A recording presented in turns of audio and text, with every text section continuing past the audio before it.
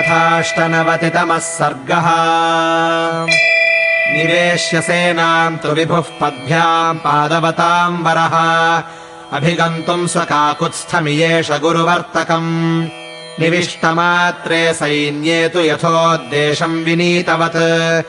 भरतो भ्रातरम् वाक्यम् शत्रुघ्नमिदमब्रवीत् क्षिप्रम् वनमिदम् सौम्य नरसङ्घैः समन्ततः लुब्धैश्च सहितैरेभिस्त्वमन्वेषितुमर्हसि गुहो ज्ञातिसहस्रेण शरचापासि पाणिना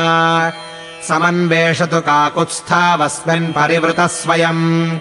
अमात्यैः सह पौरैश्च गुरुभिश्च द्विजातिभिः सह सर्वम् चरिष्यामि पद्भ्याम् परिवृतः स्वयम् यावन्न रामम् द्रक्ष्यामि लक्ष्मणम् वा महाबलम् वैदेहीम् वा महाभागाम् न मे शान्तिर्भविष्यति यावन्न चन्द्रसङ्काशम् तद्रक्ष्यामि शुभाननम्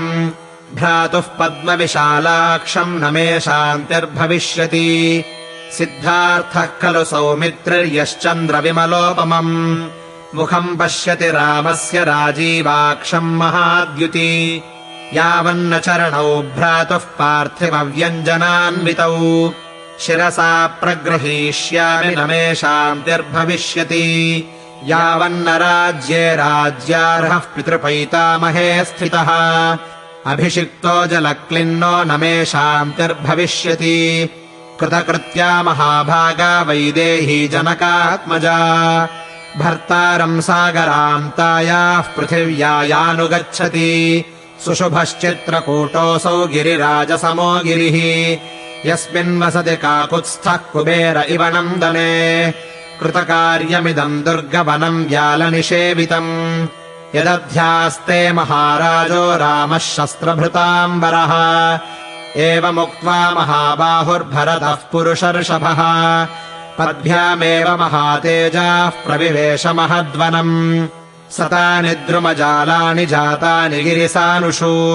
पुष्पिताग्राणि मध्येन जगामवदताम्बरः स गिरेश्चित्रकूटस्य सालमारुह्य सत्वरम् रामाश्रमगतस्याग्नेर्ददर्श ध्वजमुच्छ्रितम् तम् दृष्ट्वा भरतः श्रीमान्नुमोदसः बान्धवः अत्र राम इति ज्ञात्वा गतः पारमिवाम्भसः स चित्रकूटे तु गिरौ निशम्य रामाश्रमम् पुण्यजनोपपन्नम् गुहेन सार्धम् त्वरितो जगाम पुनर्निवेश्यैव चमूम् महात्मा। इत्यार्षे श्रीमद् रामायणे वाल्मीकीये आदिकाव्ये अयोध्याकाण्डे 98तमः सर्गः।